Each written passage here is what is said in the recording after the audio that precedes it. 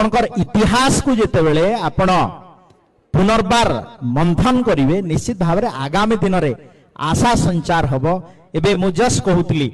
एबे गोटे बढ़िया यूनिक जिनसटे देखुली जे आमर संस्कृत यूनिवर्सिटी आमर जो अच्छी पुरी रु से माने वेद उच्चारण पाई गोटे प्लेटफॉर्म करछन्ती जो थे कि आमको विवाह व्रत समय खोजा पड़ो ना आमर पंडित से ऑटोमेटिक प्लेटफॉर्म रे आसीबे